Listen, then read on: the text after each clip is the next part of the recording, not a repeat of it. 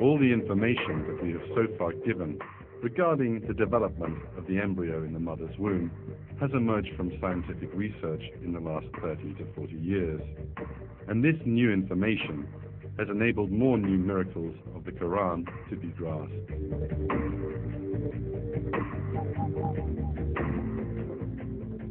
Until quite recently, it was thought that the bones formed at the same time as the muscles.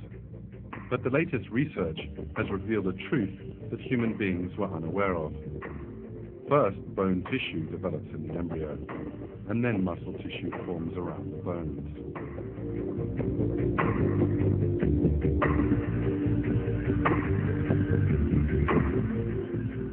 The interesting thing is that this newly discovered fact was revealed 1400 years ago in the Quran.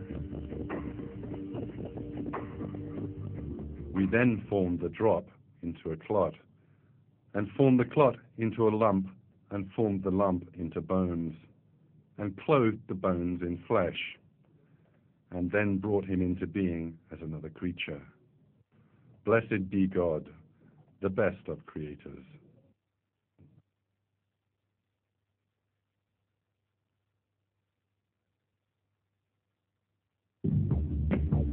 On the other hand, scientific research into birth has shown that the baby goes through 3 stages in the mother's womb.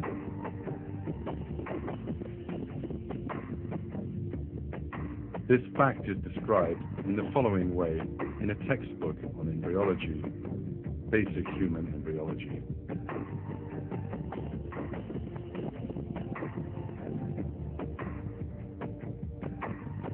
Life in the womb goes through 3 phases: pre-embryonic, the first 2.5 weeks, embryonic, up to the end of the 8th week, and fetal, from the 8th week to birth. This information, which was come by with the use of modern technology, the result of long years of research, was nevertheless given in the Quran some 1400 years ago. These 3 phases in the mother's womb are announced in the Quran in this way. He creates you stage by stage in your mother's wombs in a 3-fold darkness. That is God, your Lord. Sovereignty is His. There is no God but Him. So what has made you deviate?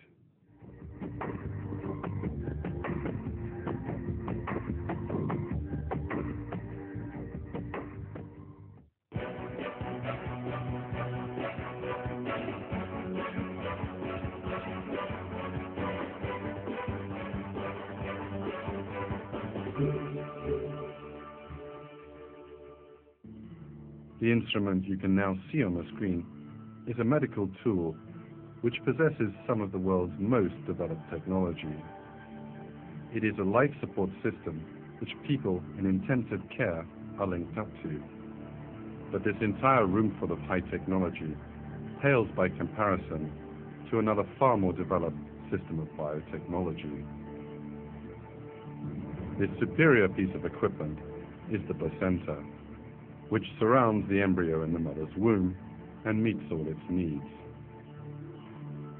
The placenta is like a kidney dialysis machine, a heart-lung machine, and an artificial liver.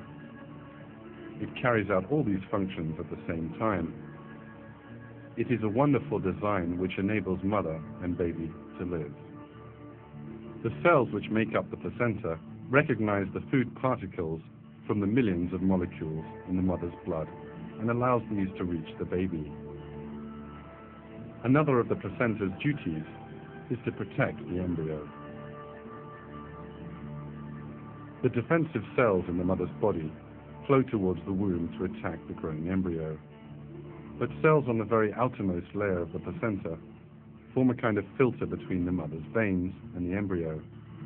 They allow the nutrient molecules to pass, but not the immunity cells.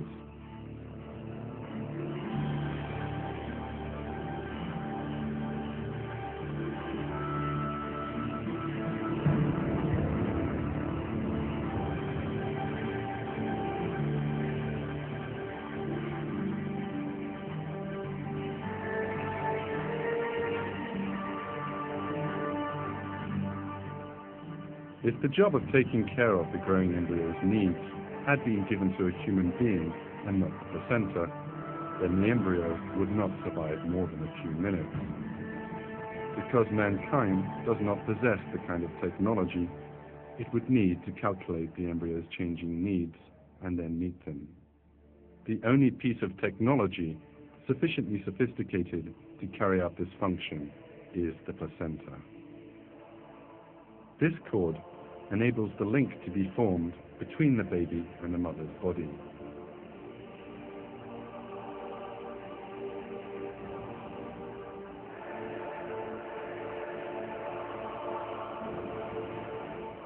This cord, which is cut and thrown away after birth, is in fact a true wonder of engineering and carries out vital tasks for 9 months.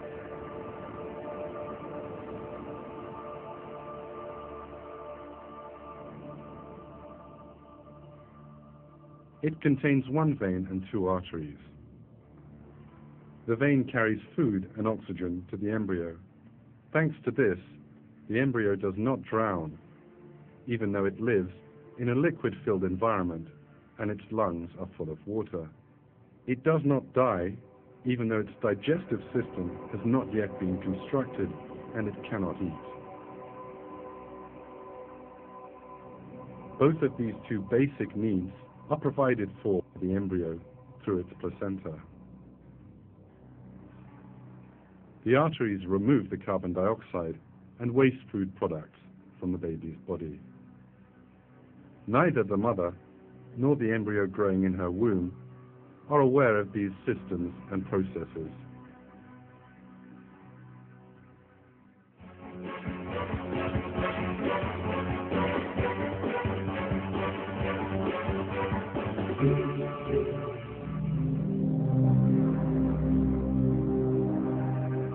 As the months pass, the baby in the mother's womb takes shape and grows.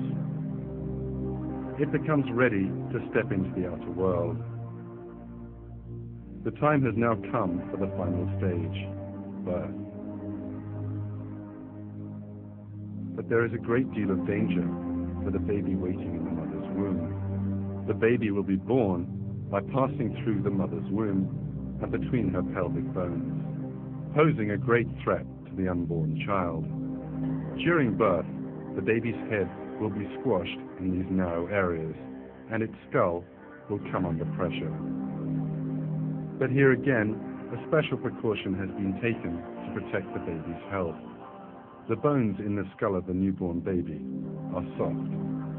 Furthermore, unlike those found in adults, the bones which make up the skull are not fused together. Thanks largely to this, the bones are able to slide onto one another during birth. The gaps between the bones stop the skull from being crushed during this process.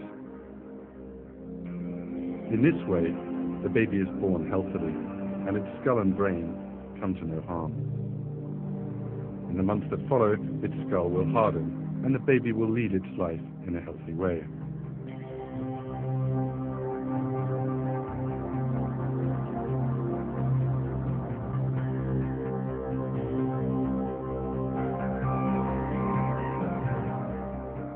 The stages of development that have been recounted throughout this film have happened to every human being in the world.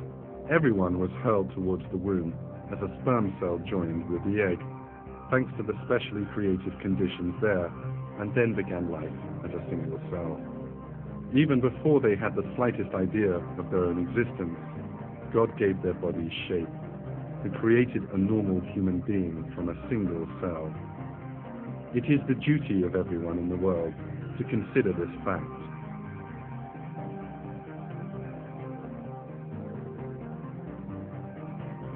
And your duty is to consider how you came to be and to be grateful to God.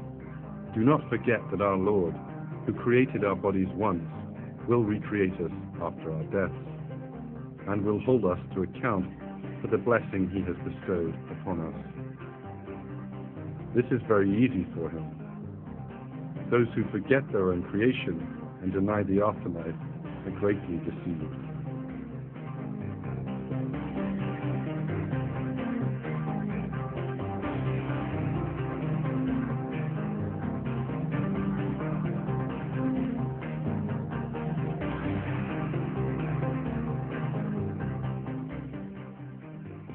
God speaks of these people in the Quran. Does not man see that we created him from a drop, yet there he is, an open antagonist. He makes likenesses of us and forgets his own creation, saying, who will give life to the bones when they are decayed? Say, he who made them in the first place will bring them back to life. He has complete knowledge of every created thing.